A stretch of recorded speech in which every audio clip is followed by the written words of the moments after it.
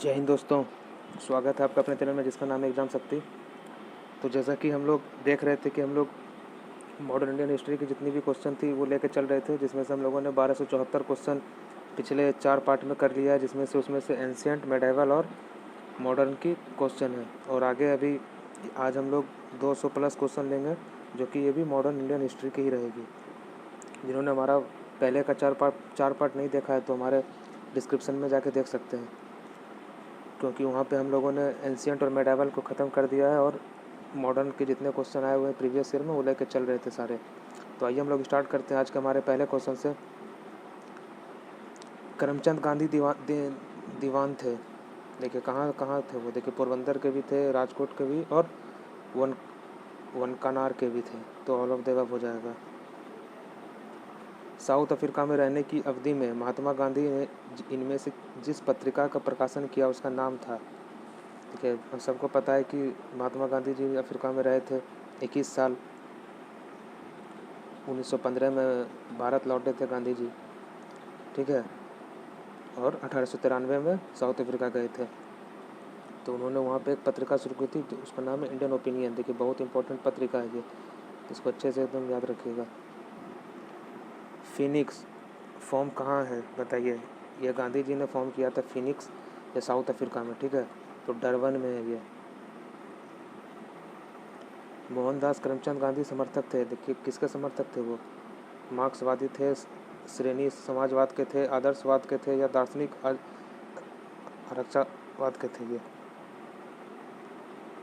देखिए ये मार्क्सवादी समावेद के थे। इनमें से गांधी जी के रामराज के युगल सिद्धांत कौन थे।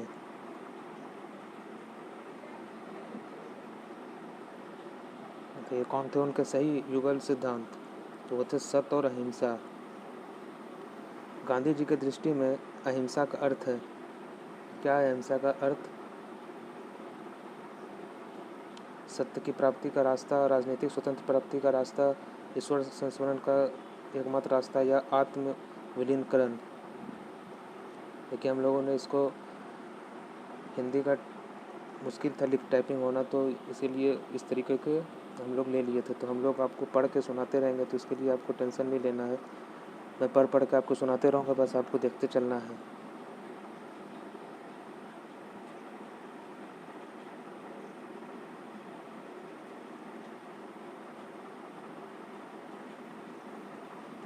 गांधी के संदर्भ में से कौन सही है, देखिए बताइए इसमें से कौन सही है। ये सही है, समाजवादियों में एक व्यक्तिवादी और समाजवादी में एक मार्क्सवादी, ये सही है। गांधी का सत्याग्रह रणनीति में इनमें से किसे सबसे अंतिम स्थान प्राप्त है बताइए। सबसे अंतिम स्थान किसे प्राप्त है, बहिष्कार, धरना, उपवास या हड़ताल। तो गांधी जी का जो सत्याग्रह की रणनीति में जो हड़ताल है, ये सबसे लास्ट उपाय है, ठीक है, हड़ताल। गांधी के सिद्धांत के अनुसार इनमें से कौन सा एक कथन सही नहीं है। सत्याग्रही का उद्देश्य शत्रु को पराजित करना है, सत्याग्रही का शस्त्र अहिंसा है, सत्याग्रही को अपने संकल्प में दृढ़ विश्वास होना चाहिए, सत्याग्रही को विरोधियों के प्रति द्वेष भाव नहीं रखनी चाहिए। बताइए इसमें सही नहीं है पूछ रहा है। देखिए ये नहीं होना चाहिए, सत्याग्रह के उद्देश्य शत्रु को पराजित करना नहीं है, ठीक है। और ये तीनों है, सत्याग्रह को शस्त्र अहिंसा है, सत्याग्रह को अपने संकल्प में दृढ़ विश्वास होना चाहिए, सत्याग्रह को विरोधियों के प्रति द्वेष भाव नहीं रखनी चाहिए, ठीक है। गांधी जी के अनुसार हिंसा का रूप है, देखिए हिंसा का रूप क्या है, तो वो है poverty is the worst form of violence. Gandhi ji ने परिवार नियोजन हेतु क्या तरीका बताया था, तो उन्होंने क्या तरीका बताया था परिवार नियोजन हेतु, आत्मनियंत्रण, नसबंदी, निरोध या लूप। तो देखिए ये आत्मनियंत्रण के बारे में बोले थे ये। गांधी जी साउथ अफ्रीका में कितने वर्ष रहे थे, ये रहे थे 21 वर्ष। महात्मा गांधी साउथ अफ्रीका से भारत किस वर्ष में लौटे, बताइए किस वर्ष में लौटे भारत, तो वो 1915 में लौटे थे। साउथ अफ्रीका के किस रेलवे पर गांधी को ट्रेन से फेंका गया था। देखो साउथ अफ्रीका में जो है ना गांधी जी को एक ट्रेन पर से फेंका गया था, तो उस जगह का नाम बताना है कहाँ पे है। जोहानिसबर्ग, पीटर मार्टिसबर्ग, डरबन या प्रिटोरिया। तो देखिए क्या होगा हमारा आंसर, तो हमारा आंसर हो जाएगा पीटर मार्टिसबर्ग। मोहनदास करमचंद गांधी ने इनमें से किस अधिवेशन में इंडियन नेशनल कांग्रेस में किसी एक में सबसे पहले भाग लिया था। देखिए सबसे पहले पूछ रहा है। देखिए ये एक बार भारत भी आए थे साउथ अफ्रीका से, और फिर साउथ अफ्रीका चले गए थे, लेकिन हमेशा के लिए भारत आए थे ये 1915 में। तो देखिए ये बहुत इंपॉर्टेंट क्वेश्चन है, इसको याद रखिएगा कि ये 1901 कोलकाता अधिवेशन में आए थे एक बार भारत। भारत के स्वतंत्रता आंदोलन के दौरान महात्मा गांधी द्वारा स्थापित साबरमती आश्रम नगर के बाहर है। कि कौन से नगर के बाहर है, देखिए वहाँ से ये 15-20 किलोमीटर की दूरी पे है, तो ये अहमदाबाद। महात्मा गांधी ने अहमदाबाद के पास साबरमती का किनारे एक आश्रम बनाया था, इसे क्या कहा जाता है।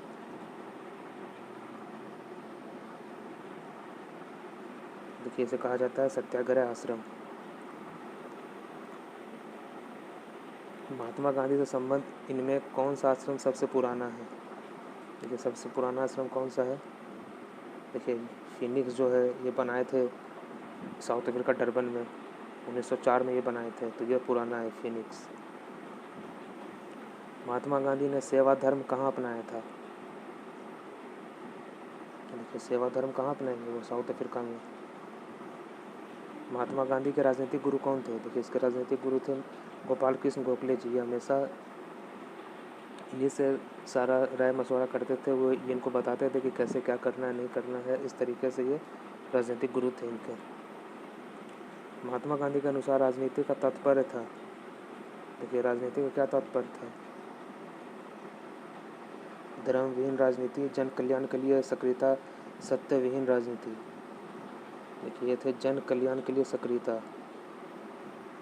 गांधी जी के राजनीति का जो प्रतिमान क्या है, इनमें से कौन सी विशेषता उसमें नहीं है।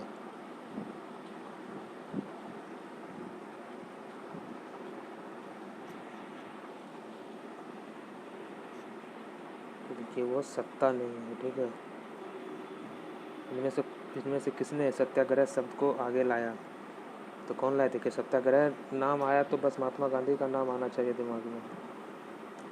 भारत के स्वतंत्रता संघर्ष के दौरान सबसे पहले सत्याग्रह किसने किया था। देखिए किसने किया था, तो महात्मा गांधी जी ने किया था। इनमें से किसने कहा विदेशी वस्त्रों की बर्बादी ही उनके साथ सबसे अच्छा व्यवहार है। ये किसने कहा था ये, कि विदेशी वस्त्रों की बर्बादी ही उनके साथ सबसे अच्छा व्यवहार है। देखिए मोहनदास करमचंद गांधी ने कहा था। ब्रिटिश निर्मित उत्पादनों का गांधी का बहिष्कार प्रभावी हुआ, क्योंकि ब्रिटेन भारत को एक बड़ा क्या समझता था वो, तो वो समझता था निर्मित वस्तु का बाजार समझता था वो, इसीलिए। देखिए आपको मैं पढ़ पढ़ के सुना रहा हूँ, उसे दिक्कत तो नहीं आनी चाहिए, पर क्या कर सकते हैं, इसी तरीके से हो सकता है। ये देखिए कुछ कुछ चीज़ें महात्मा गांधी से जुड़ी हुई जो कि मैं आपको पढ़ के सुना देता हूँ। देखिए सबसे पहले जब ये भारत आए 1915 में, तो इनका सबसे पहले चंपारण, ये तो एकदम मन में डाल लीजिए जैसे भी डालना है। तो 1917 में इनका ये 4 लगातार हुआ था। चंपारण 1917 का, अहमदाबाद फिर उसके बाद पूछेगा, उसके बाद सीक्वेंस में पूछता है। तो चंपारण सबसे पहले, फिर अहमदाबाद मिल हड़ताल 1918 में, फिर खेड़ा का 1918 में ही, ठीक है। फिर नन कोऑपरेशन मूवमेंट 1920 से 22 में, और उन्होंने अपनी पहली शिक्षा राजकोट से प्राप्त की, ठीक है। और कस्तूरबा के साथ उनका विवाह 13 साल की एज में हो गया था। उन्होंने विधि का अध्ययन द इनर टेम्पल लंदन में किया था, और वो रस्किन की बुक अनटू द लास्ट से बहुत प्रभावित थे। देखिए ये कुछ कुछ चीज़ें हैं गांधी जी के बारे में जो आप भी याद कर लीजिए इसको, कि सबसे पहले चंपारण, फिर अहमदाबाद मिल स्ट्राइक, फिर खेरा सत्याग्रह, फिर नन कोऑपरेशन मूवमेंट, फिर उन्होंने शादी किया था 13 साल की उम्र में ही कस्तूरबा गांधी से, ठीक है। और उन्होंने अपनी पहली शिक्षा राजकोट से प्राप्त की। कहाँ से, राजकोट से। इनमें से कौन सा सत्याग्रह महात्मा गांधी का पहला सत्याग्रह था, बताइए। तो सबको पता है चंपारण 1917 में जो हुआ था। गांधीवादी विचारधारा किनसे प्रभावित रही है। ये तीनों से प्रभावित रही है। रस्किन से, अनटू द लास्ट उनका किताब था, थोरो से और टोल्स्टॉय से, ठीक है। ये तीनों से प्रभावित रहा है, तो ऑल ऑफ द एबव। इनमें से किस आंदोलन में गांधी जी संबंध नहीं रखते हैं? देखिए कौन सा आंदोलन में गांधी संबंध नहीं है? देखिए खिलाफत आंदोलन में है, भारत छोड़ो आंदोलन में है, स्वदेशी आंदोलन में संबंध नहीं है क्योंकि 1905 में हुआ था और ये 1905 में साउथ अफ्रीका में थे, तो इस हिसाब से ये संबंध नहीं रखते हैं। सत्याग्रह में किसका लीडरशिप महात्मा गांधी ने किया था?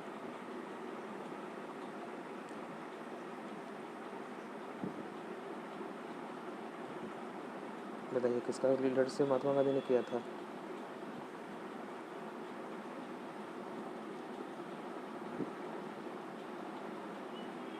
देखिए खेड़ा में, ठीक है, खेड़ा। महात्मा गांधी को सबसे पहले राष्ट्रपिता किसने कहा था? देखिए राष्ट्रपिता किसने कहा था सबसे पहले? तो वो कहा था सुभाष चंद्र बोस ने। गांधी के नाम के पहले महात्मा जोड़ा गया कब? तो देखिए ये चंपारण सत्याग्रह के दौरान ही इनके आगे महात्मा जोड़ा गया था और ये महात्मा नाम दिए थे रविंद्रनाथ टैगोर जी ने। उन्होंने चंपारण सत्याग्रह को जो ये गए थे वहाँ पे, वो बहुत प्रभावित थे इनसे, तो महात्मा जो जोड़ा गया है वो रविंद्रनाथ टैगोर जी ने जोड़ा हुआ है।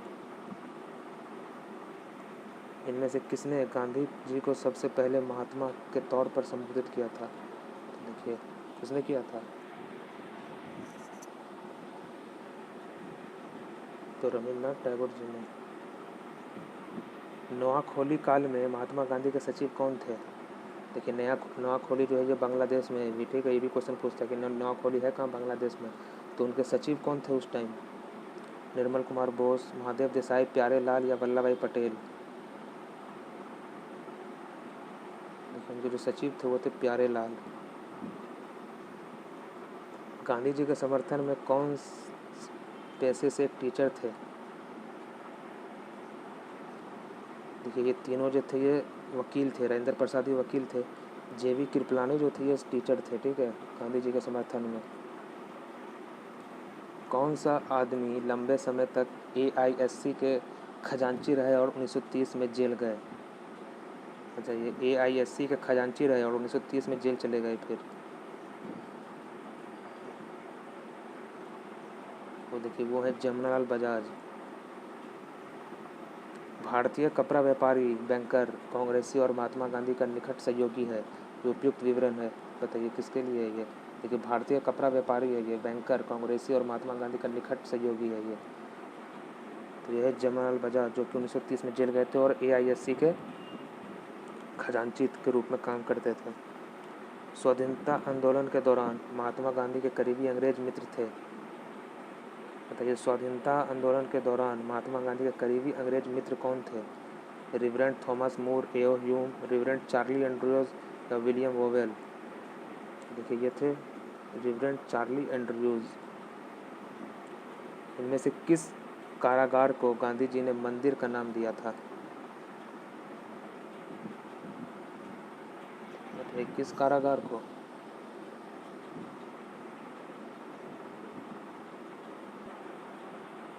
बताइए। तो देखिए ये यरवदा जेल को इन्होंने बोला था, मंदिर का नाम दिया था यरवदा जेल को। भारत के स्वाधीनता के समय महात्मा गांधी, देखिए भारत के स्वतंत्रता के समय महात्मा गांधी जो थे ये कांग्रेस के मेंबर नहीं थे, ठीक है, ये 1940 के आसपास हुआ था ये स्वतंत्रता, और महात्मा गांधी ने कांग्रेस जो है 1934 में ही छोड़ दिया था, याद रखिएगा। महात्मा गांधी जी ने 1934 में ही कांग्रेस को छोड़ दिया था, तो भारत के स्वतंत्रता के समय महात्मा गांधी कांग्रेस के मेंबर नहीं थे। गांधी जी की मौत पर किसने कहा था हमारे जीवन से प्रकाश चला गया है? देखिए हमारे जीवन से प्रकाश चला गया, तो ये जवाहरलाल नेहरू जी ने कहा था कि हमारे जीवन से प्रकाश चला गया इनके मौत पे, ठीक है। गांधी जी को वन मैन बाउंड्री फोर्स कहकर किसने संबोधित किया? वन मैन बाउंड्री फोर्स, वो माउंट बैटन ने। इनमें से किसने महात्मा गांधी को आदेशित किया था कि वो भारत में सबसे पहला वर्ष खुले कान पर मुंह बंद कर व्यतीत करें? देखिए उनके राजनीतिक गुरु कौन थे? मदन मोहन गोपाल कृष्ण गोखले जी। तो जब ये भारत आए थे तो उन्होंने गोपाल कृष्ण गोखले जी ने ही कहा था यह बात कि खुले कान पर मुंह बंद करके व्यतीत करें। भारतीय राजनीति में प्रवेश से पूर्व 1 वर्ष तक देश में पर्यवेक्षक और विद्यार्थी के रूप में रहने की सलाह गांधी जी को किसने दी थी? बताइए। भारतीय राजनीति में प्रवेश से पूर्व 1 वर्ष तक देश में पर्यवेक्षक और विद्यार्थी के रूप में रहने की सलाह किसने दी थी? तो गोपाल कृष्ण गोखले जी ने ही दिया था। इनमें से कौन कहा करते थे, गलत साधन हमें कभी भी सही उद्देश्य तक नहीं ले जाते हैं? देखिए, गलत साधन हमें कभी भी सही उद्देश्य तक नहीं ले जाते हैं। देखिए, ये कहे थे मोहनदास करमचंद गांधी ने। गांधी जी ने अपना पहला सत्याग्रह शुरू किया कब? तुर्की पर ब्रिटिश आक्रमण के विरुद्ध 1935 के भारत सरकार अधिनियम के विरुद्ध, मजदूरों को आम वेतन दिए जाने के विरुद्ध या रॉयल एक्ट के विरुद्ध। देखिए, जो अहमदाबाद मिल स्ट्राइक में जो इनका हुआ था, तो उसी में ये मजदूरों के लिए गए थे। उनको कम वहाँ वेतन पे कुछ बात हो रही थी, तो सबसे पहला जो इनका सत्याग्रह था यही था। ठीक है। तुर्की पर ब्रिटिश आक्रमण के विरुद्ध में खिलाफत आंदोलन चालू हुआ था, जो कि अली ब्रदर ने किया था, जो कि शौकत अली और मोहम्मद अली दोनों मिलकर किए थे, जिसमें ये नहीं थे। ये बस उनका साथ दे रहे थे कि आगे चल के हिंदू मुस्लिम एकता के साथ अंग्रेज़ों के लड़ाई में हमारा सहयोग मिले, इसीलिए वो खिलाफत आंदोलन का साथ थे महात्मा गांधी। लेकिन सबसे पहले इसमें पूछ रहा है, तो अहमदाबाद मिल स्ट्राइक में मजदूरों के वेतन के लिए गए थे ये।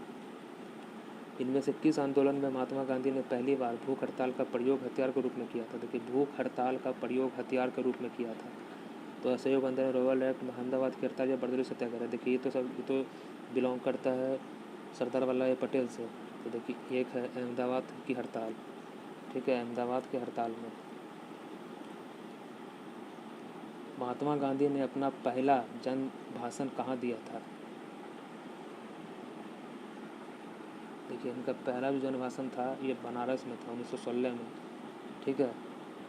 जब BHU फाउंड हो रहा था, बनारस हिंदू यूनिवर्सिटी, तो उसमें ही ये भाषण दिए थे वाराणसी में। 1917-18 में अहमदाबाद में गांधी जी द्वारा चलाए गए सत्याग्रह में किसने हिस्सा लिया था? कि अहमदाबाद में तो कौन वहाँ पे होगा? तो मजदूर। इनमें से महात्मा गांधी का कौन सा संघर्ष इंडस्ट्रियल मजदूर से संबंधित है? कि इंडस्ट्रियल मजदूर से, तो अहमदाबाद का।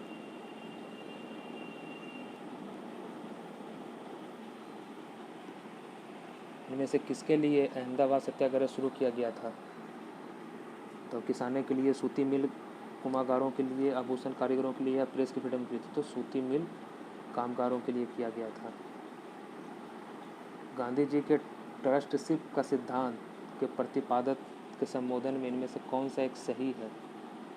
तो ये ट्रस्टशिप के सिद्धांत के प्रतिपादक से, देखिए, ये तो कभी लंदन गए नहीं थे, साउथ अफ्रीका में ही रहे थे, तो साउथ अफ्रीका 1903 में। देखिए, गांधी इनोवेशन का क्या मतलब है?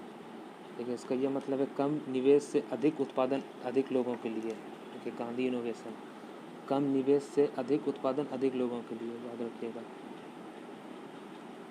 कौन सी घटना सबसे पहले हुई? बताइए, कौन सी घटना सबसे पहले हुई थी? तो चंपारण हुई थी 1917 में, फिर अहमदाबाद, फिर खेड़ा। किसने यूरोपियन नील बागान मालिकों द्वारा किसानों के शोषण की तरफ गांधी जी का ध्यान आकर्षित किया था? देखिए, चंपारण में जब ये गए थे, तो किनके बुलावे पर गए थे ये?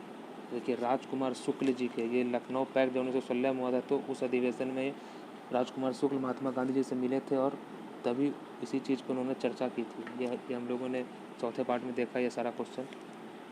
तो उन्होंने चर्चा की थी, और उसके बाद फिर ये चंपारण गए थे। तो राजकुमार शुक्ल से याद रखिएगा कि बिहार में चंपारण में जो आमंत्रित किए थे वो राजकुमार शुक्ल ही किए थे। चंपारण में 3 कटिया प्रथा का संबंध था। देखिए, वहाँ पे जो चंपारण में था 3 कटिया प्रथा चल रहा था। ठीक है, कि 3/20 भूभाग पर नील की खेती करना, नील की खेती से जुड़ा हुआ था। ये 3/20 जो भाग था उस पर नील की खेती करना, तो ये इंपॉर्टेंट है। देखिए, 3/20 इसलिए 3 कटिया बोलते हैं इसको। चंपारण सत्याग्रह में से किन्होंने महात्मा गांधी का साथ दिया था? देखिए, कौन दिया था साथ? देखिए, राजेंद्र प्रसाद और अनुराग नारायण सिन्हा ये साथ दिए थे, क्योंकि राजेंद्र प्रसाद बिहार के ही थे। तो ये बुलाए नहीं थे, लेकिन बुलाए थे राजकुमार शुक्ल, और ये लोग बस उनके साथ में वहाँ पे गए थे। इनमें से कौन महात्मा गांधी का चंपारण सत्याग्रह से संबंध है? देखिए कौन संबंध रखता है, तो राजकुमार शुक्ल संबंध रखते हैं। चंपारण आंदोलन में कौन संबंधित नहीं था? बताइए कौन संबंधित नहीं था इसमें से? देखिए राजेंद्र प्रसाद जी थे, अनुराग नारायण मिश्रा थे, और जेपी कृपलानी जो टीचर थे, इनको तो ये सहयोगी थे। ये तो जयप्रकाश नारायण जो थे, ये संबंधित नहीं है चंपारण आंदोलन से। महात्मा गांधी का चंपारण सत्याग्रह का किसने विरोध किया था? देखिए रविन्द्रनाथ टैगोर जी ने तो इनको महात्मा का उपाधि दिया था, तो ये तो विरोध कर ही नहीं सकते हैं। राजकुमार सिंह तो बुलाए थे, और राजेंद्र प्रसाद इनके सहयोगी थे साथ में, तो NG रंगा इन्होंने विरोध किया था। भारत का पहला किसान आंदोलन था, बताइए कहाँ पे सबसे पहला किसान आंदोलन हुआ था भारत का? तो हुआ था बिजोलिया में। इनमें से कौन 1930 के दशक में किसान सभा आंदोलन से सक्रिय रूप से जुड़े थे? देखिए किसान होगा, यहाँ पे AN अलग अलग हो गया, तो किसान सभा आंदोलन से सक्रिय रूप से जुड़े थे। तो देखिए एक नाम हमेशा याद रखिएगा, किसान, जब भी किसान का नाम आए, किसान सभा, ऑल इंडिया किसान कांग्रेस कमेटी, कुछ भी किसान से जुड़ा हुआ, तो स्वामी सहजानंद का नाम हमेशा याद रखिएगा। स्वामी सहजानंद किसान से जुड़े हुए हैं। ये जितने भी किसान का हुआ है, ये नाम याद रखिएगा। देखिए अखिल भारतीय किसान सभा का पहला सत्र की प्रेसिडेंसी किसने की थी? तो देखिए किसान सभा का बात हो रहा है, तो स्वामी सहजानंद सरस्वती जी ने। अखिल भारतीय किसान कांग्रेस, देखिए अखिल भारतीय किसान कांग्रेस का गठन किया गया था। देखिए कब फॉर्म हुआ था अखिल भारतीय किसान कांग्रेस? तो ये हुआ था 1936 में फॉर्म। वो कौन जगह था जहां अखिल भारतीय किसान सभा का पहला अधिवेशन हुआ था? बताइए कौन सा जगह था वो? वो जगह था लखनऊ। लखनऊ में अखिल भारतीय किसान सभा जो 1936 में बना था, तो उनका पहला अधिवेशन लखनऊ में हुआ था। इनमें से किस एक कांग्रेस नेता ने पहले अखिल भारतीय किसान सभा में भाग लिया था? तो इनमें से कौन सा एक कांग्रेस नेता है जो कि पहले अखिल भारतीय किसान सभा में भाग लिया था, जो 1936 में लखनऊ में हुआ था? तो देखिए जो भाग लिए थे वो थे जवाहरलाल नेहरू जी।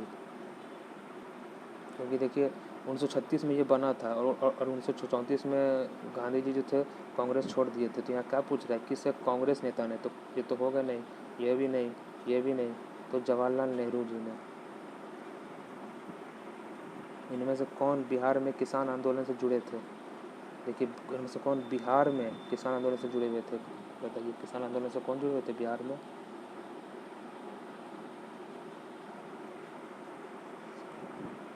देखिए बिहार के कौन थे? राजेंद्र प्रसाद जी। तो राजेंद्र प्रसाद जी जुड़े हुए थे किसान आंदोलन से।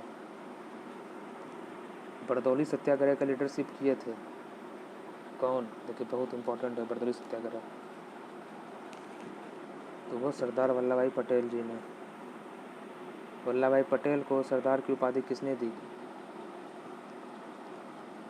ये सरदार वल्लभ भाई पटेल बोलते हैं ना, तो सरदार की उपाधि किसने दी थी? देखिए तो बरदौली सत्याग्रह में जो उन्होंने अपनी भूमिका निभाई थी, तो उसके उपरांत महात्मा गांधी जी ने उन्हें सरदार की उपाधि दी थी। भूदान आंदोलन का सबसे पहला शुरुआत किस राज्य में हुआ? ये भूदान आंदोलन जो था, ये विनोबा भावे जी ने स्टार्ट किया था, और ये शुरू हुआ था आंध्र प्रदेश में। जो भूदान आंदोलन किसने शुरू किया? जिन्होंने शुरू किया था विनोबा भावे जी ने शुरू किया था। भारत में 1918 में सबसे पहले मजदूर संघ की स्थापना की। देखिए भारत में 1918 में सबसे पहले मजदूर संघ की स्थापना की थी कौन? NM Joshi, VP Wadia, VV गिरी, या ऐसे डोंगे? देखिए 1918 में जो किया था वो VP वाडिया जी ने किए थे। इनमें से किसने अहमदाबाद टेक्सटाइल लेबर एसोसिएशन की स्थापना की? अहमदाबाद टेक्सटाइल लेबर एसोसिएशन की स्थापना की थी। देखिए अहमदाबाद से कौन जुड़े हुए थे? तो महात्मा गांधी जुड़े हुए थे, तो महात्मा गांधी जी ने। भारत ट्रेड यूनियन कांग्रेस के पहले प्रेसिडेंट कौन थे? देखिए ये भी बहुत इंपॉर्टेंट क्वेश्चन है, ये बहुत बार पूछा है। ट्रेड यूनियन कांग्रेस ये 1920 में फॉर्म हुआ था और इनके पहले जो प्रेसिडेंट थे ये थे लाला लाजपत राय। पंजाब कैसे जिन्हें बोला जाता है। बम्बई में अखिल इंडियन ट्रेड यूनियन कांग्रेस की स्थापना कब हुई? देखिए 1920 में। कहाँ पे? मुंबई में। ये भी याद रखिएगा, भी एग्जाम में पूछता है। तो मुंबई में अखिल यूनियन ट्रेड कांग्रेस की स्थापना हुई थी और इनके पहले जो अध्यक्ष बने थे वो लाला लाजपत राय बने हुए थे। अखिल भारतीय ट्रेड यूनियन कांग्रेस के 1920 में मुंबई में हुए पहले अधिवेशन की प्रेसिडेंसी की थी कौन? तो लाला लाजपत राय। अखिल भारतीय ट्रेड यूनियन कांग्रेस के 1920 में मुंबई में हुए पहले अधिवेशन की प्रेसिडेंसी की थी लाला लाजपत राय ने। 1929 में नागपुर में समापन all India trade union Congress की प्रेसिडेंसी किसने की? देखिए 1929 में पूछ रहा है। नागपुर में all India trade union Congress की प्रेसिडेंसी किसने की थी? ये आपको ऐसे याद हो जाएगा। अगर 1929 में पूछे तो 1929 में जो था जवाहरलाल नेहरू जो थे ये लाहौर अधिवेशन किए थे इंडियन नेशनल कांग्रेस का, ठीक है, जिसमें से बहुत इंपॉर्टेंट सब्जेक्ट उठा था उस समय पूर्ण स्वराज का।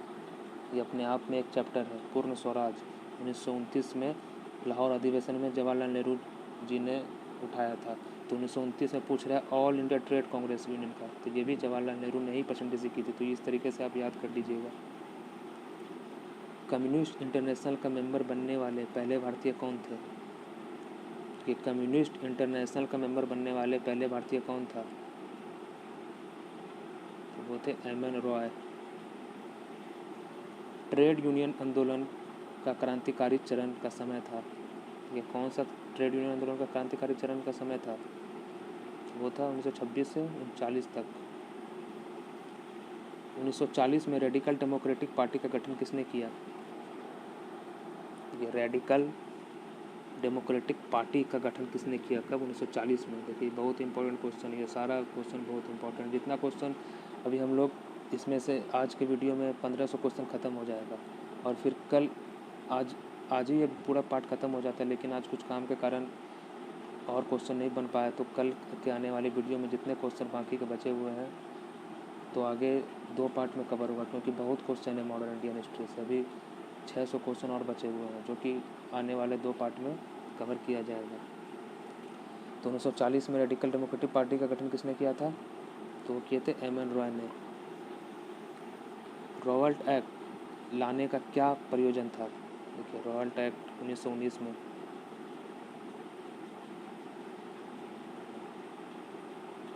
देखिए उसका ये उम्मीद था कि राष्ट्रीय और क्रांतिकारी चीज़ों पर रोक लगाना, ठीक है, राष्ट्रीय और क्रांतिकारी। ये देखिए ये एक्ट क्या था?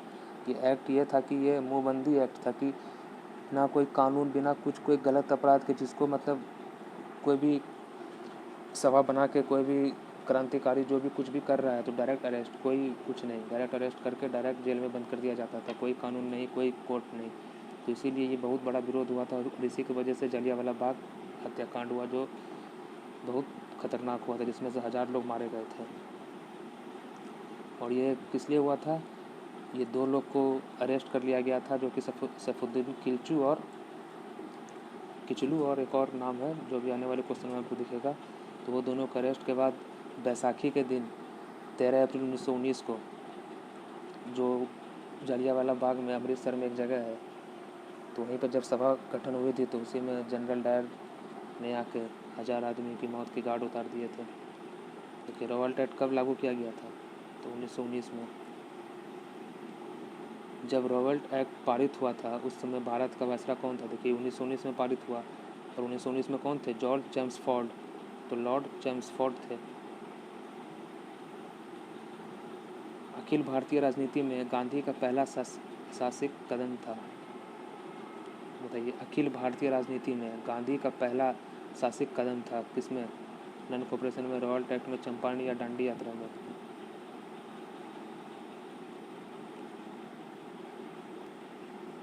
बताइए क्या था पहला साहसिक कदम? वो रॉवल्ट एक्ट में था। रॉवल्ट एक्ट के विरोध में किसने लगान न देने का आंदोलन चलाने का सुझाव दिया था? बताइए किसने ये दिया था? तो स्वामी सरदानंद ने। कौन सी घटना जलियांवाला बाग नरसंहार के तुरंत पहले घटी थी? देखिए तुरंत पहले देखिए 6 अप्रैल 1919 में रॉयल एक्ट लागू हुआ था और 13 अप्रैल को यह नरसंहार हुआ था। तो 6 अप्रैल डेट इसलिए याद रखना, एग्जाम में पूछता है, सीक्वेंस वाइज पूछ लेगा भी आपसे। तो रॉयल एक्ट हुआ था उससे पहले। देखिए जलियांवाला बाग हत्याकांड हुआ था कब? देखिए इसको डेट के साथ आपको याद करिएगा। तो 13 अप्रैल 1919 में। जलियांवाला बाग कत्लेआम किस शहर में हुआ? तो कौन से शहर में था? तो अमृतसर में। काफ़ी लोग अमृतसर के जलियांवाला बाग में 13 अप्रैल 1919 को जमा हुए थे गिरफ्तारी के विरोध में। देखिए किसे कौन गिरफ्तार हुआ? देखिए ये दोनों, डॉक्टर सैफुद्दीन किचलू और डॉक्टर सत्यपाल। ये दोनों नाम एकदम बहुत इंपॉर्टेंट, यही दोनों गिरफ्तार हुए थे, तभी जाके वो इतना बड़ा नरसंहार हुआ था। ये दोनों गिरफ्तार हुए, इनको छुड़ाने के लिए सारे इकट्ठा हुए जलियांवाला बाग में और वहाँ पे फिर सबको मार दिया गया था। और उस दिन बैसाखी का दिन था। 30 मई 1919 को अपना ऑनर भारत सरकार को लौटाने वाले आदमी थे। बताइए, अपना ऑनर भारत सरकार लौटाने वाले आदमी थे, कौन थे वो थे रविंद्रनाथ टैगोर। और इन्होंने अपने नाइटहुड की जो उपाधि थी, ये भी जलियांवाला बाग हत्याकांड के बाद ही इन्होंने हटा दिया था। किसके विरोध प्रकाशन के अभिपार के रूप में रविंद्रनाथ टैगोर ने अपनी नाइट की पदवी त्याग दी? देखिए जलियांवाला बाग हत्याकांड के विरुद्ध में। जलियांवाला बाग हत्याकांड के विरोध में इनमें से किसने वायसरॉय के वर्क परिषद से त्याग पत्र दे दिया? देखिए जब जलियांवाला बाग हुआ तो उस टाइम तो वायसरॉय चैम्सफोर्ड, तो चैम्सफोर्ड के ही अंदर एक कार्यकारी परिषद था, ठीक है, तो उनके वो अध्यक्ष थे। तो किसने वो त्याग पत्र दे दिया था? तो वो दे दिया था सर शंकर नायर ने, ठीक है, सर शंकर नायर ने। इनमें से किसके द्वारा जलियांवाला बाग कांड के विरोध में सर की उपाधि त्याग दी?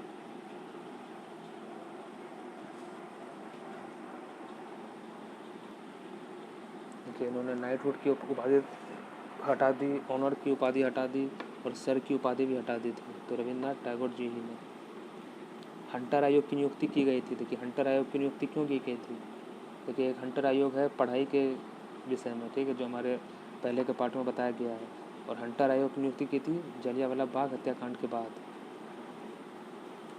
जनरल डायर का नाम किस घटना से जुड़ा हुआ? देखिए जनरल डायर, तो ये सबको पता है, जलियांवाला बाग में यही थे वो जनरल, ठीक है। और उधम सिंह ने फिर लंदन जाके, लेकिन ये इस डायर को नहीं मार पाए, वो किसी और डायर को वो मार दिए थे, ठीक है, माइकल डे डायर को मार दिए थे।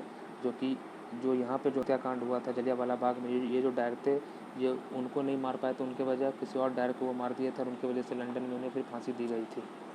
तो उधम सिंह चले गए थे मारने के लिए, बहुत बड़ा नाम है उधम सिंह। जलियांवाला बाग हत्याकांड के लिए जिम्मेदार और डायर को इनमें से किसने मार डाला? तो देखिए उधम सिंह ने, लेकिन वो डायर नहीं था ये। उधम सिंह ने लंदन में मारा किसको?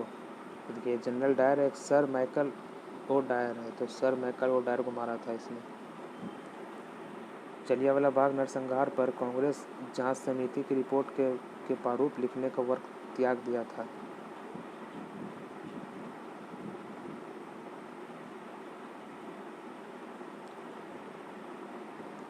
बताइए कौन? होशियार दास को। इनमें से किसके कारण सार्वजनिक रोष की लहर उमड़ी, जिसके कारण जलियांवाला बाग में ब्रिटिश द्वारा जनसंहार की घटना घटी?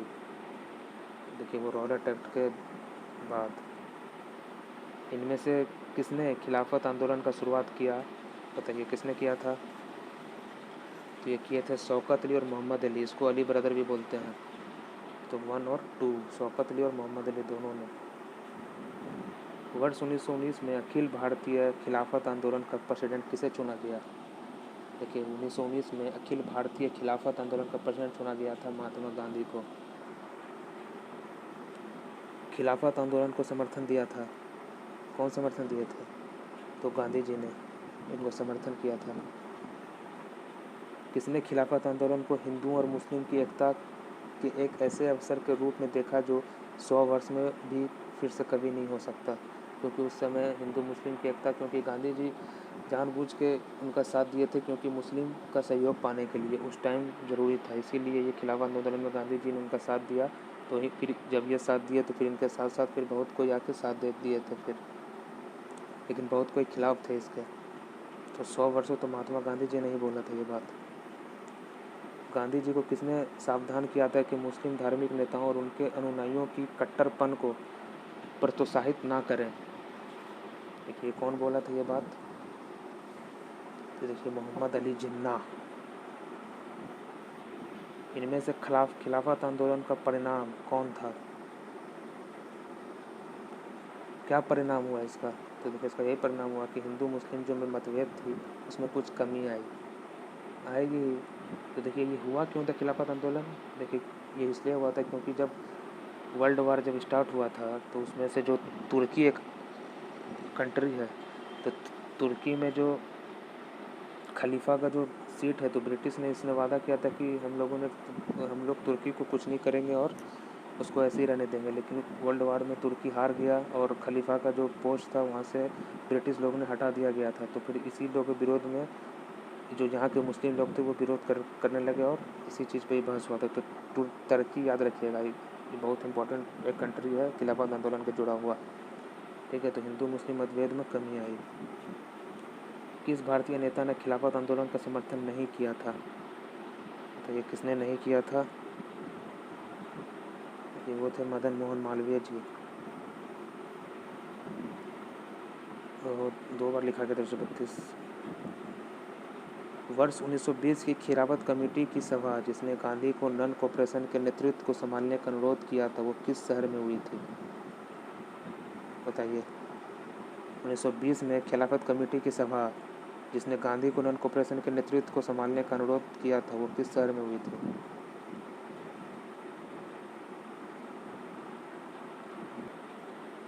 कि खिलाफत आंदोलन मूवमेंट कब हुआ? 1919 में। रॉयल टेक 1919 में। जलियांवाला बाग 1919 में। ये 3 बहुत इंपॉर्टेंट 1919 की याद रखिएगा। फिर नन कॉर्पोरेशन मूवमेंट हुआ कब? 1920 में। इसमें बहिष्कार, जितने भी वस्तु थे उसको बहिष्कार के लिए चालू किया गया था। तो ये इलाहाबाद में हुआ था। इस मिसाल में हम मुसलमानों को हिंदुओं से भिड़ा नहीं पाए। ठीक है, इस मिसाल में मतलब ठीक है, इनमें से कौन सी एक घटना से इन चीसेन का संबंध है? देखिए इन चीसेन एक आदमी है। देखिए खिलाफत और नॉन कॉपरेशन ये दोनों जो था ये हिंदू मुस्लिम की एकता की गवाही देता है। तो ये इसी चीज़ पे इन्होंने ये बोला था इन चीसेन ने। 1921 का मोपला आंदोलन शाखा थी, किसकी शाखा थी? ये खिलाफत आंदोलन की शाखा थी। इंडियन नेशनल कांग्रेस ने पहला असहयोग आंदोलन किस वर्ष शुरू किया था? कि पहला असहयोग नॉन कॉपरेशन मूवमेंट तो 1920 में। महात्मा गांधी द्वारा चलाया गया पहला जन आंदोलन था। देखिए जन आंदोलन पहला कौन सा था? तो वो असहयोग आंदोलन ही था, पहला जन आंदोलन। इनमें से कौन सा एक असहयोग आंदोलन को स्टार्ट करने का कारण नहीं था?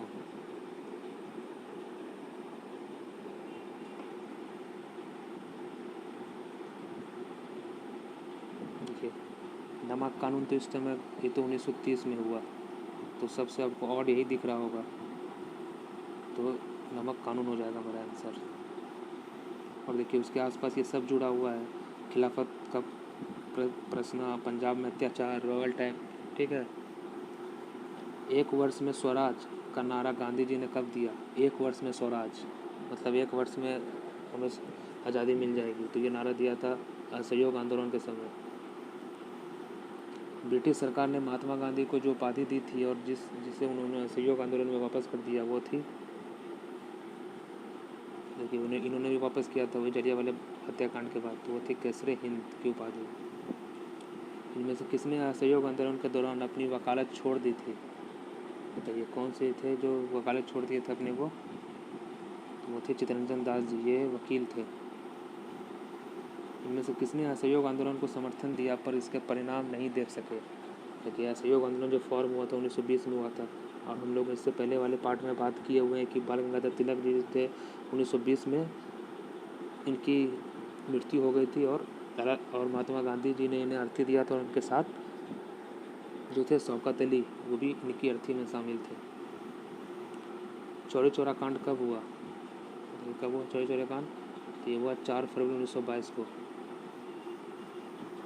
चौरी चौरा किस जनपद में है? देखिए बताइए, किस जनपद मतलब किस जगह पे है, कौन से राज्य में है, कौन से शहर में है?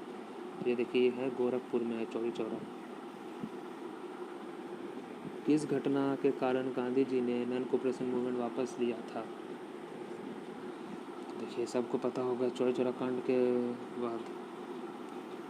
चौरी चौरा के समय महात्मा गांधी कहाँ थे? तो कहाँ थे ये? तो महात्मा गांधी जो थे ये थे बारदोली में थे। ये नॉन कोऑपरेशन मूवमेंट 1920 में स्टार्ट हुआ था, ये कब ख़त्म हुआ? देखिए चौरी चौरा कांड के बाद ही ख़त्म हो गया। तो 1922 में हुआ था कांड, तो 1922 में ये ख़त्म हो गया था।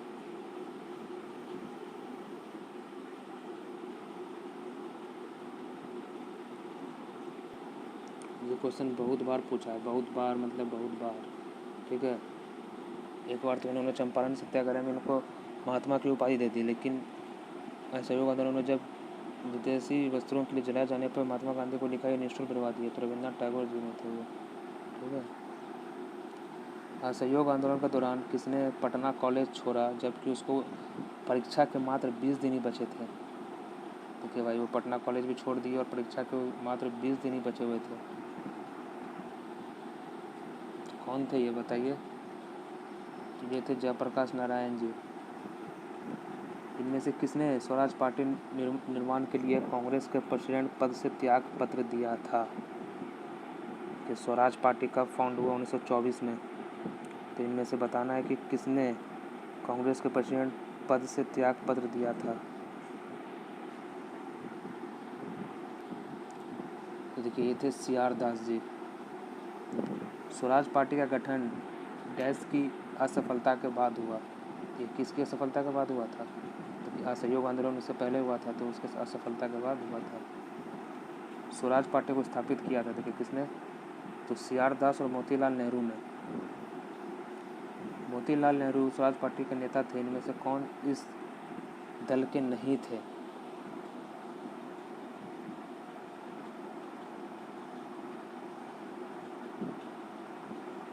देखिए ये जो थे विट्ठल भाई पटेल इस दल के नहीं थे।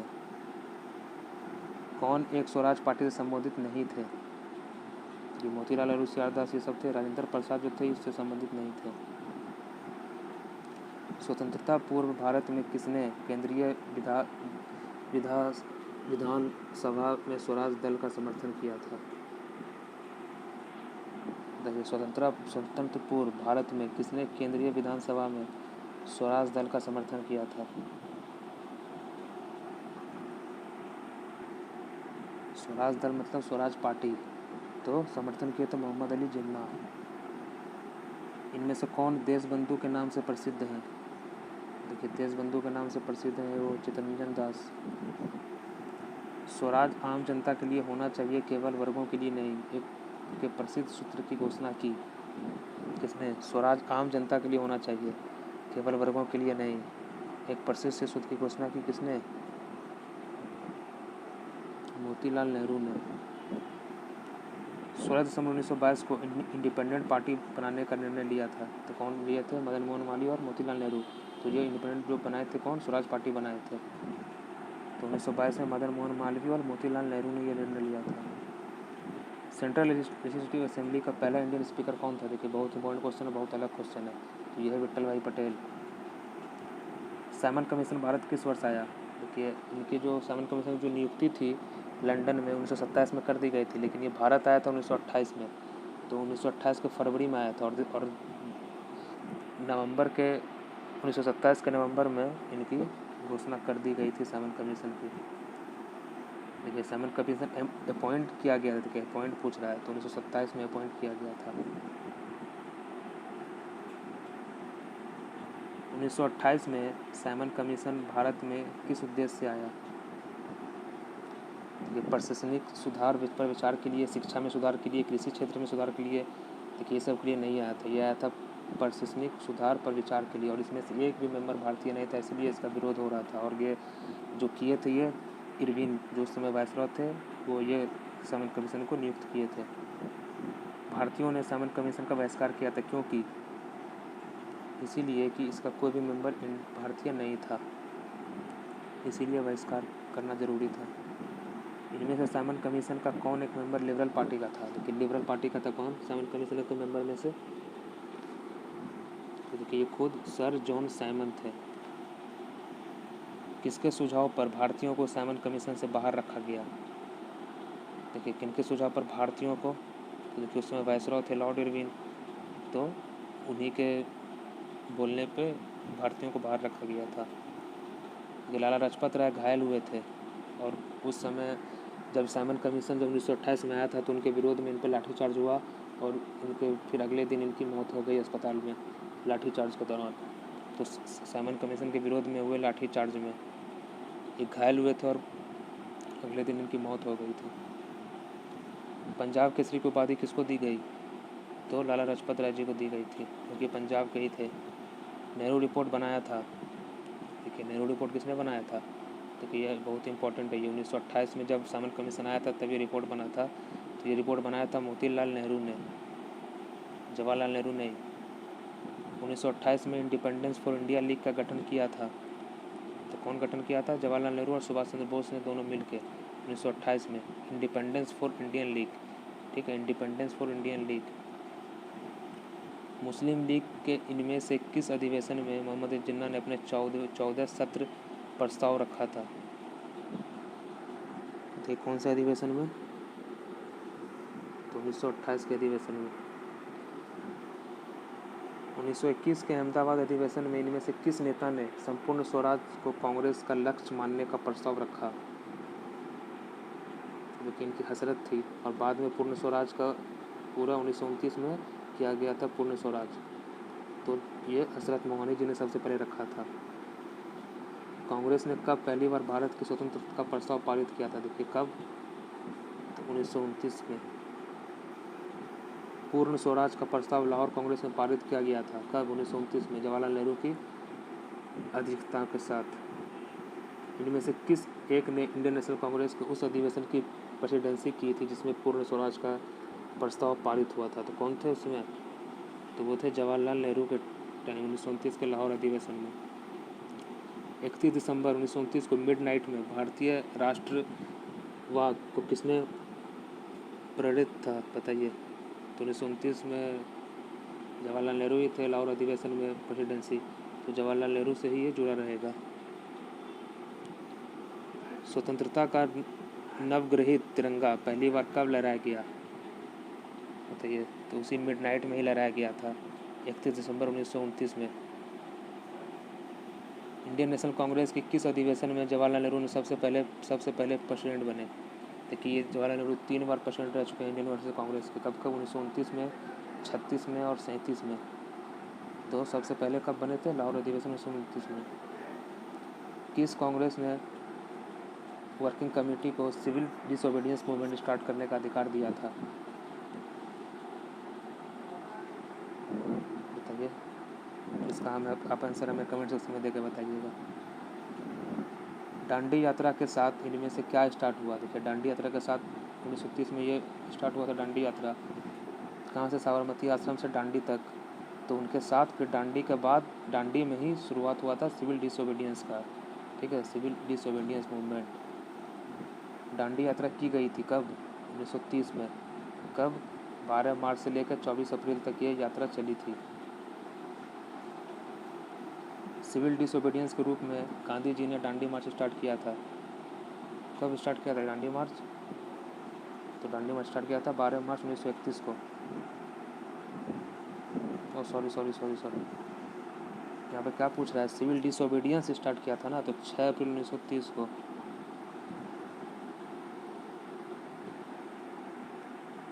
फिर क्या पूछ रहा है? सिविल डिसोबीडियंस के रूप में गांधी जी ने डांडी मार्च स्टार्ट किया था, ठीक है। डांडी मार्च और सॉरी यहाँ पे 30 होगा, यहाँ पे 31 हो गया 1930, 12 मार्च 1930 में गांधी जी ने डांडी यात्रा शुरू की थी। कहाँ से? तो साबरमती से। इनमें से किस प्रांत के सत्याग्रही की संख्या महात्मा गांधी के डांडी मार्च में सबसे ज़्यादा थी? बताइए कौन से प्रांत की तो देखिए ये स्टार्ट हुआ था गुजरात में, तो गुजरात प्रांत से ही बहुत ज़्यादा लोग थे उनके साथ। इनमें से किसने गांधी जी के नमक आंदोलन में भाग लिया?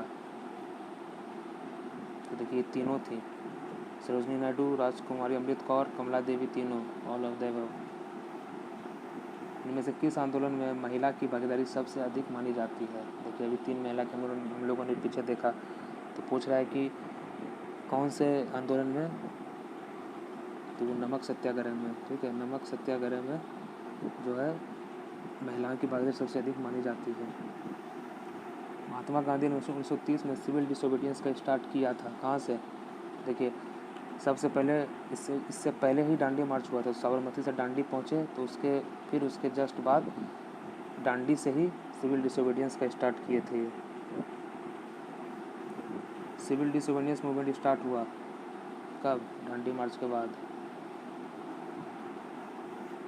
डांडी मार्च स्टार्ट किया गया था, किस लिए किया गया था? नमक कानून के समर्थन हेतु, नमक कानून तोड़ने हेतु, रॉल्ट एक्ट के समर्थन हेतु, बताइए। तो नमक कानून तोड़ने हेतु। शक्ति के विरुद्ध अधिकार की इस लड़ाई में विश्वास की सहानुभूति चाहता हूँ, ये कथन किससे संबंधित है? ये शक्ति के विरुद्ध अधिकार की इस लड़ाई में विश्वास की सहानुभूति चाहता हूँ, ये कथन किससे संबंधित है? देखिए संबंधित है गांधी की डांडी यात्रा से। नमक सत्याग्रह के समय गांधी जी के गिरफ्तार हो जाने के बाद आंदोलन के नेता रूप में कौन उनका साथ किसने लिया, बताइए। तो देखिए जब ये गिरफ्तार हो गए डांडी में, ठीक है, तो उनका जो फिर नेतृत्व जो किए थे वो अब्बास त्याबजी जी ने किया था डांडी मार्च का। फिर जब ये गिरफ्तार हो गए तो फिर सरोजनी नायडू ने किया था। महात्मा गांधी धरसना नाम गोदाम पर कांग्रेस कार्यकर्ता के धावे के समय कहाँ थे? देखिए इनके गोदाम पर जो है धावा कोई भी बोल दिया था, ठीक है, तो उस समय ये जो थे ये यरवदा जेल में बंद थे। आचार्य विनोबा भावे किस आंदोलन में भाग लेने के लिए सबसे पहली बार गिरफ्तार हुए थे? देखिए सबसे पहली बार गिरफ्तार हो गए थे, तो देखिए सिविल डिसोबीडियंस मूवमेंट के टाइम आचार्य विनोबा भावे सबसे पहले गिरफ्तार हुए थे 1930 में। गांधी जी ने जिस विदेशी पत्रकार को डांडी मार्च के समय अपने साबरमती आश्रम में रुकवाया वो था, कौन थे वो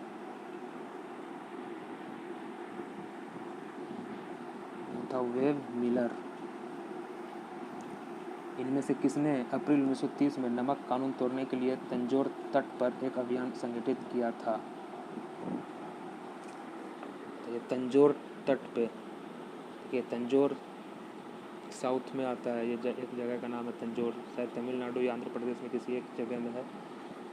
तो किया था वीओ चिदम्बरम पिल्ले। लाल कुर्ती दल संगठित किया गया था, क्यों?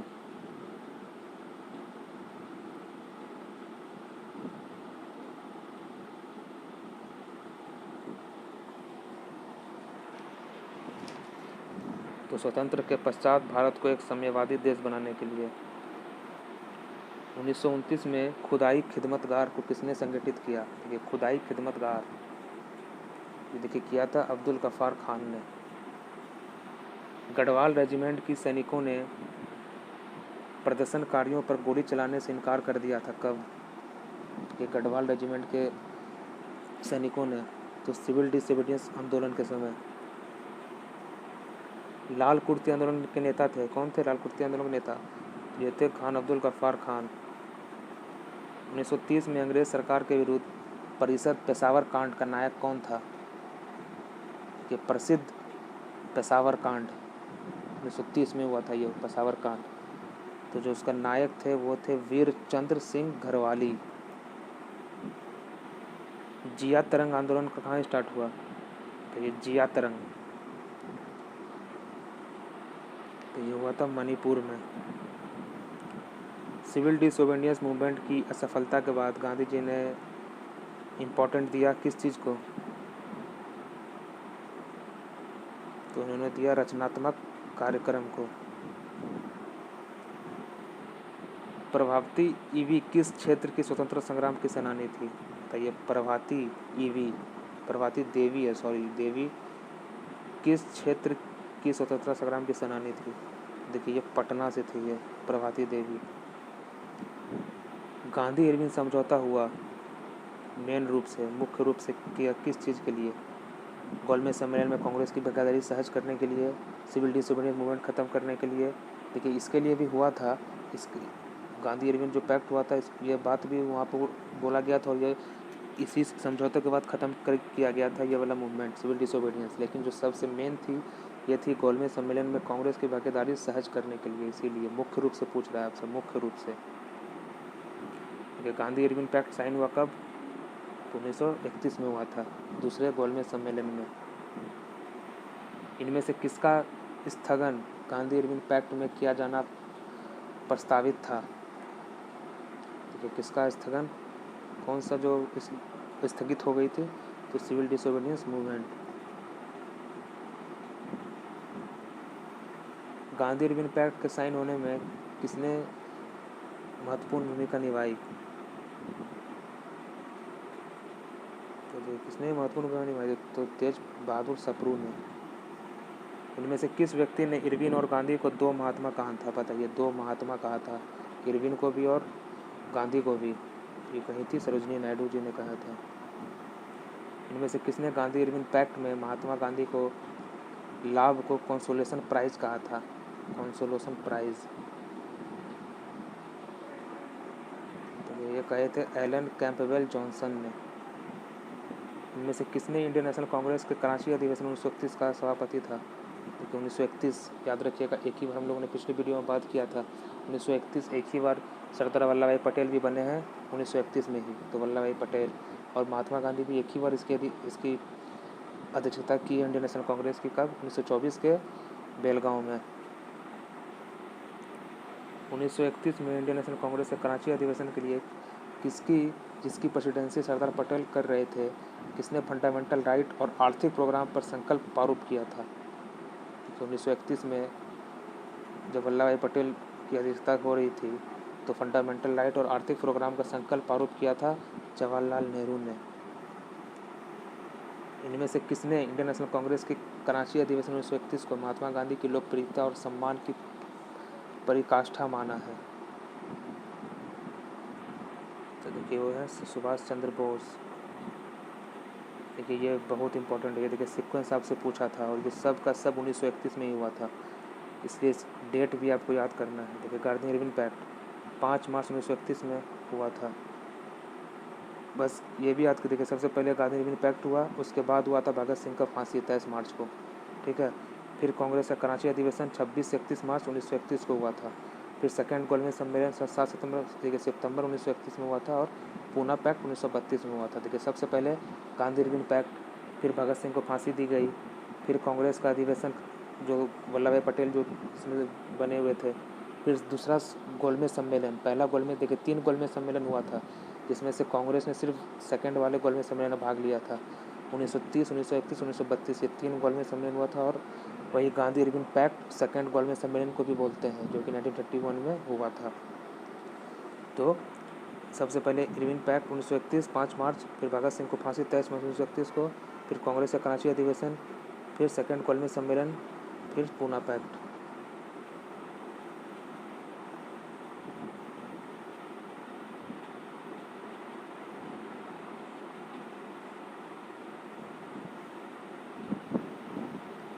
किस भारतीय नेता ने लंदन में पहले गोलमेज सम्मेलन में भाग लिया था? देखिए लंदन में पहले गोलमेज सम्मेलन में भाग लिया था।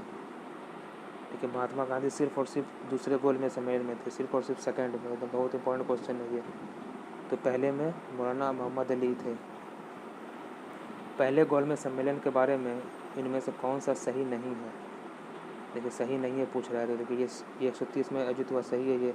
इससे साइमन कमीशन की रिपोर्ट पर चर्चा करनी थी, ये भी सही है। इसका आयोजन लंदन में होता है, ये भी सही है। इसमें कांग्रेस प्रतिनिधिमंडल ने भाग लिया था, नहीं ये गलत है। 1900 देखिए पहले गोलमेज सम्मेलन में कांग्रेस भाग नहीं लिया था, ये सिर्फ और सिर्फ दूसरे में भाग लिया है, जिसमें गांधी जी गए थे। सिर्फ और सिर्फ दूसरा, याद रखिएगा, सिर्फ और सिर्फ दूसरा। तो इसमें से जो गलत होगा ये होगा। लंदन में हुए गोलमेज सम्मेलन में भारतीय ईसाई की प्रतिनिधित्व किसने किया था? कि भारतीय ईसाई की प्रतिनिधित्व बोल रहा है, तो केटी पॉल ने किया था। ब्रिटिश सरकार द्वारा लंदन में भारतीय नेताओं का पहला गोलमेज सम्मेलन कब बुलाया गया था? ठीक है, पहला गोलमेज सम्मेलन बोल रहा है तो पहला कब हुआ था? 1930 में, दूसरा 1931 में और तीसरा 1932 में। इनमें से किसने सेकंड गोलमेज सम्मेलन में भाग लिया था? ठीक है, महात्मा गांधी, सरोजिनी नायडू, मोहम्मद मदन मोहन मालवीय या मौलाना आज़ाद। ठीक है, महात्मा गांधी और सरोजिनी नायडू ये दो थे जिन्होंने भाग लिया था, ये 4 ऑप्शन के हिसाब से। इनमें से किसने सेकंड गोलमेज सम्मेलन में भाग नहीं लिया था?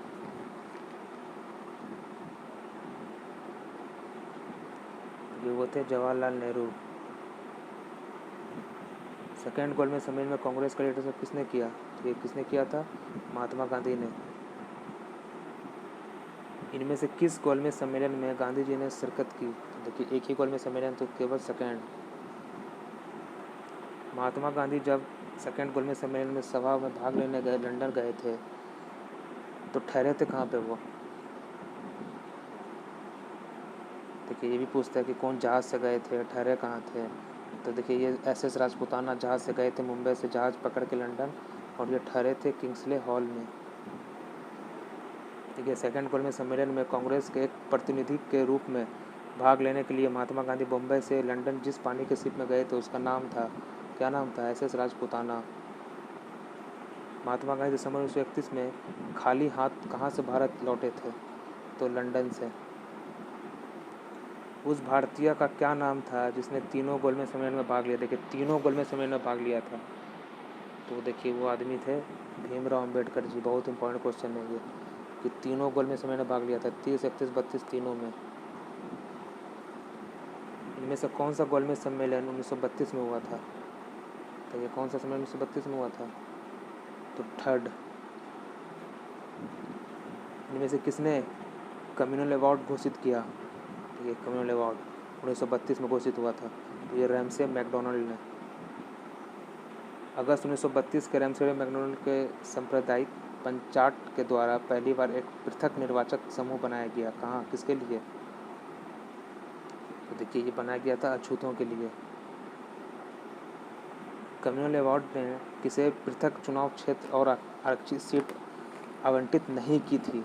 देखिए, इसमें से जो आए हुए थे, तो इसमें से कौन सा जो क्षेत्र था आवंटित नहीं किया गया? देखिए, मुसलमानों को ये हुआ था, सिखों के लिए हुआ था, अनुसूचित जाति के लिए हुआ था। देखिए, बुद्धों के लिए जो थे, ये बुद्धों के लिए ये आवंटित नहीं किए थे, तो बुद्धों के लिए हो जाएगा।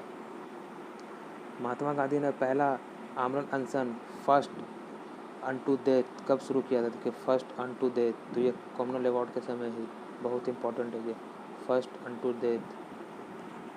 कम्युनल अवार्ड और पूना पैक्ट में दलित वर्ग के लिए कितने सीट दी गई?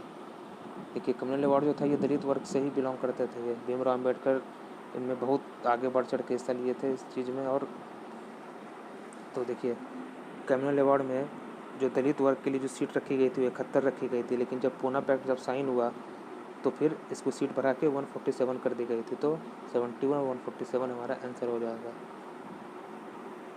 पूना पैक्ट संबंधित था, किससे संबंधित था? तो देखिए, ये था दलित वर्गों के लिए। भीमराव और गांधी जी के बीच एक समझौता हुआ था जो कहलाता है, ये क्या कहलाता है? तो पूना पैक्ट 1932। इनमें से किसने हिस्टोरिकल 1932 के पूना पैक्ट पर साइन नहीं किए थे? देखिए, साइन नहीं किए थे वो, बस ऐसे ही मान लिए थे, लेकिन कोई कागजात पर वो साइन नहीं किए थे, तो वो थे मोहनदास करमचंद गांधी। 1932 में पूना पैक्ट के बाद हरिजन सेवक संघ की स्थापना हुई, इसके प्रेसिडेंट थे। देखिए, हरिजन सेवक संघ की स्थापना हुई, इनके प्रेसिडेंट पूछ रहा है, ठीक है। स्थापना जो किए थे वो किए थे महात्मा गांधी जी ने, लेकिन इसके प्रेसिडेंट जो थे ये थे कौन? जगजीवन राम। अखिल भारतीय हरिजन संघ की स्थापना किसने की थी? स्थापना तो की थी महात्मा गांधी ने। देखिए, हरिजन सेवक संघ का पहले नाम था, देखिए पहले क्या नाम था इसका? तो पहले नाम था all India anti untouchability league. Dalit वर्ग का संघ डिप्रेस्ड क्लास लीग स्थापित किया गया था। कौन स्थापित किए थे ये डिप्रेस्ड क्लास लीग? तो ये बाबू जगजीवन राम द्वारा किया गया था। इनमें से किसने कहा था महात्मा गांधी सनिक भूत की भांति धूल उठाते हैं लेकिन स्तर नहीं? देखो, किसने कहा था ये बात? तो ये पूना पैक्ट के टाइम में ये बात कहा गया था। तो ये भीमराव अम्बेडकर जी ने कहा था। कांग्रेस सोशल पार्टी की पहली बैठक हुई कहाँ पे? देखिए ये फॉर्म हुआ था कब? 1936 में। ठीक है, जयप्रकाश नारायण जी ने फॉर्म किया था कांग्रेस सोशल पार्टी। इनकी पहली बैठक पटना में हुई थी। सॉरी 1936 में 1934 में 1934 में ये पहली बैठक हुई थी। कौन? 1934 के वर्ष में। इनमें से कौन कांग्रेस सोशल पार्टी दल के प्रमुख नेता थे? देखिए प्रमुख नेता कौन थे इसमें से? वो थे आचार्य नरेंद्र देव। 1934 में पटना में अखिल भारतीय कांग्रेस सोशल पार्टी संयोजक थे तो जयप्रकाश नारायण जुड़े थे किससे? तो कांग्रेस सोशलिस्ट पार्टी से। लोकनायक के नाम से किसे जाना जाता है? देखिए लोकनायक जयप्रकाश नारायण। जयप्रकाश दिवस मनाया गया कब? मनाया गया जयप्रकाश दिवस? तो मनाया गया था फरवरी 1946 में। 1937 में संपन्न विधानसभा चुनाव में इंडियन नेशनल कांग्रेस को इनमें से किस प्रांत में पूर्ण बहुमत नहीं मिला था? देखिए पूर्ण बहुमत नहीं मिला था। कौन से प्रांत में? देखिए 1935 में गवर्नमेंट ऑफ इंडिया एक्ट में ये सारा रूल आया हुआ था। अभी कल के आने वाले लेक्चर में हम लोग ये सारा क्वेश्चन देखेंगे। तो कौन से राज्य में? तो पंजाब में से इसको, पंजाब और बंगाल याद रखिएगा, दो पंजाब और बंगाल में से इनको संपूर्ण बहुमत प्राप्त नहीं हुआ था। प्रांतीय सरकार का गठन इनमें से किस अधिनियम के तहत किया गया? देखिए प्रांतीय सरकार का गठन तो 1935 के अधिनियम के दौरान। 1935 के अधिनियम के तहत कराए गए विधानसभा चुनाव में किस राज्य में कांग्रेस ने पूर्ण बहुमत नहीं प्राप्त हुआ? देखिए मैंने बोला था पंजाब और बंगाल में, तो बंगाल इसमें है, तो बंगाल में नहीं हुआ था पूर्ण बहुमत। 1937 के चुनाव में कांग्रेस द्वारा बहुमत प्राप्त प्रांतों की संख्या है। तो कितने प्रांतों में इनकी बहुमत प्राप्त हुई थी? देखिए 5 प्रांतों में। इसमें से पंजाब और बंगाल याद रखिएगा, 2 इम्पॉर्टेंट नहीं था। वो प्रांत जहाँ 1937 के आम चुनाव के बाद इंडियन नेशनल कांग्रेस ने अपनी सरकार नहीं बनाई। तो कहाँ नहीं बनाएगी? तो बंगाल में। इनमें से किस एक प्रदेश में 1935 के अधिनियम के अंतर्गत कांग्रेस की मंत्रिपरिषद का गठन नहीं हुआ था? तो कहाँ? तो पंजाब में। तो ये रहा हमारा ये लास्ट क्वेश्चन था इस सेशन का। कैसा लगा आपको हमारा सेशन? प्लीज़ हमें कमेंट सेक्शन में बताइएगा। और कल के आने वाली अभी 2 पार्ट और है मॉडर्न इंडियन हिस्ट्री की, जिसमें से 500 क्वेश्चन और बचे हुए हैं। तो हम लोग आगे आने वाले 2 पार्ट में उसको कवर करेंगे। तब तक के लिए देखते रहिए। जय हिंद।